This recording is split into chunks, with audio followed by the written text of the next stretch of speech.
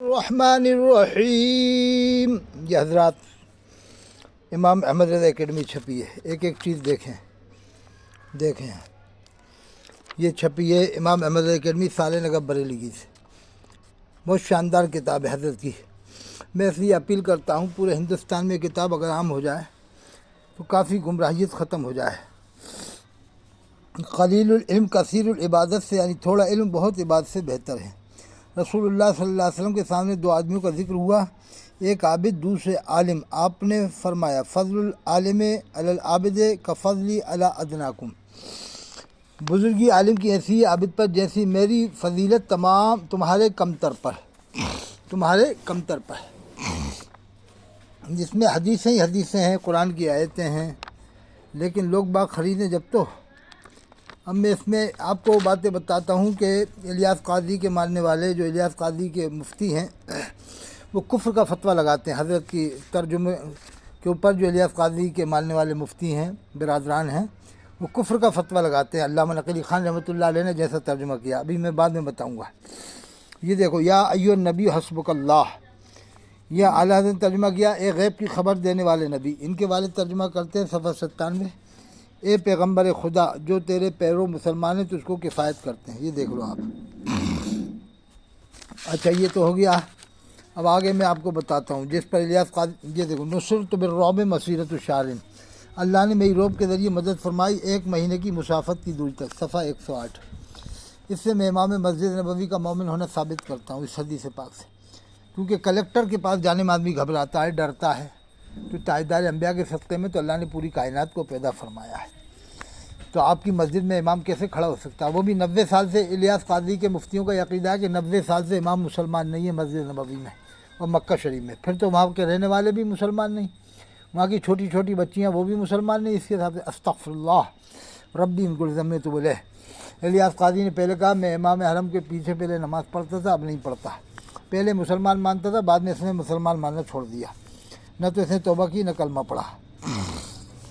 یہ دیکھیے آپ، یہ حدیث بتا دینا، نصرت بالرعب مسیرۃ الشہر، یہ حدیث بڑی بڑی کتاب میں ملے گی آپ کو۔ اللہ نے میری رعب کے ذریعے مدد فرمائی 1 مہینے کی مسافت کی دوری تک۔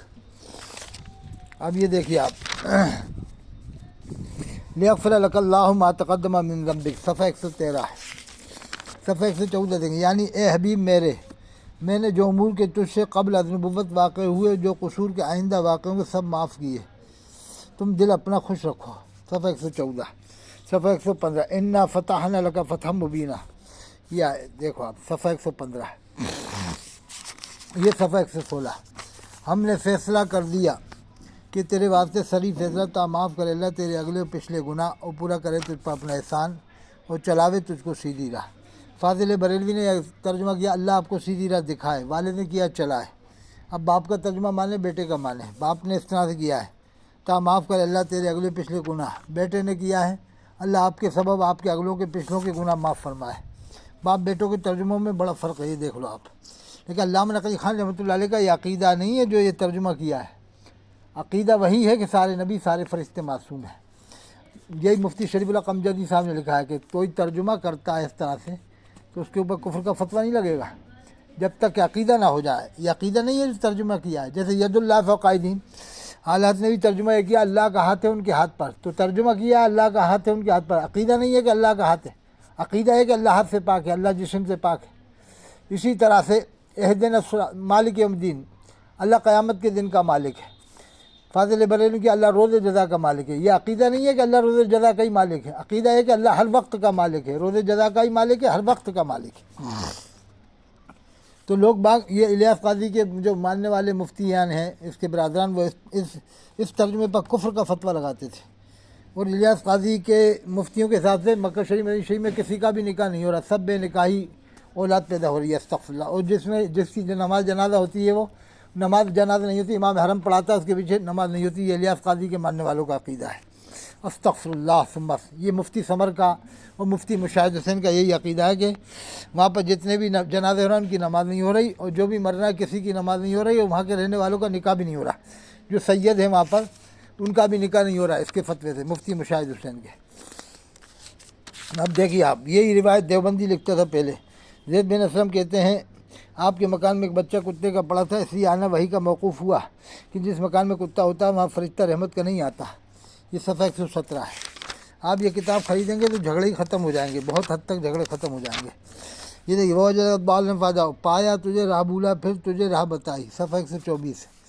یہ دیکھیے یعنی نبوت سے پہلے تو عبد المطلب ابو طالب خدیجہ کبریٰ کے مال سے، نبوت کے بعد ابوبکر صدیق رضی اللہ عنہ دولت سے فارغ البال کیا۔ اعلان نبوت نہیں لکھا، قبل اعلان نبوت یا بعد اعلان نبوت۔ یہ دیکھیے یہ الیاس قاضی کے ماننے والے اس طرح کے ترجمے پر کفر کے فتوے لگاتے تھے۔ اب آپ خود سمجھ لو کہ الیاس قاضی امت کو کدھر لے کے جا رہا ہے، اس کے ماننے والے خود الیاس قاضی۔ یہ دیکھو آپ، یہ نبوت جب نبوت کو 10 برس گزرے ہیں، صفحہ 195 پڑھ لیں آپ۔ یہ دیکھو امام مہدی علیہ السلام لکھا، صفحہ 27۔ امام مہدی علیہ السلام کے زمانے میں معصیت و غفلت دور ہوگی۔ یہ دیکھو صفحہ 27۔ اور یہ امام مہدی کو علیہ السلام نہیں کہتے، الیاس قاضی کے ماننے والے علیہ السلام بھی نہیں کہتے، سمجھ گئے۔ اب میں آپ کو اور بتاتا ہوں تاکہ الیاس قاضی کی حقیقت آپ کے سامنے آ جائے کہ الیاس قاضی نے کتنے فتوے لگاتا ہے، اس کے ماننے والے کس قدر فتوے لگاتے ہیں۔ یہ دیکھیے آپ، یہ میں آپ کو میں انشاءاللہ اور بتاتا ہوں۔ یہ دیکھو آپ،